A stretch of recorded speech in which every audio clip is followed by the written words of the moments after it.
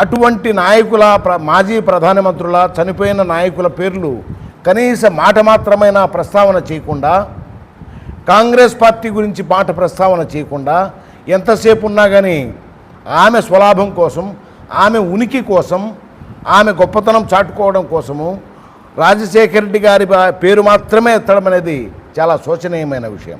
మా నాయకుడే రాజశేఖర రెడ్డి, మేము కాదనటం లేదు. కానీ ఈ రకంగా ప్రధానమైన నాయకులను కూడా విస్మరించి వాళ్ళ పేర్లను మాట్లాడకుండా, పార్టీ పేరును మాట్లాడకుండా ఈ రకంగా బిహేవ్ చేయడం అనేది చాలా దుర్మార్గమైన విషయం. ఆమె నిరంకుశ నియంతృత్వ విధానాలకు మాత్రమే వ్యతిరేకం, అంతే. నాయకత్వం మార్పు కావాలని చెప్పని మేము కోరుతా ఉన్నాం. రాహుల్ గాంధీ గారి దగ్గరికి కిల్లి కృపారాణి గారి ఆధ్వర్యంలో త్వరలో అపాయింట్మెంట్ తీసుకుంటున్నారు. మేము బయలుదేరిపోతాం.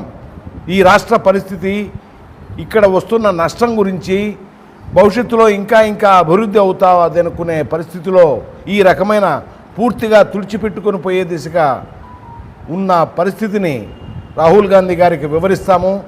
మాకు కాంగ్రెస్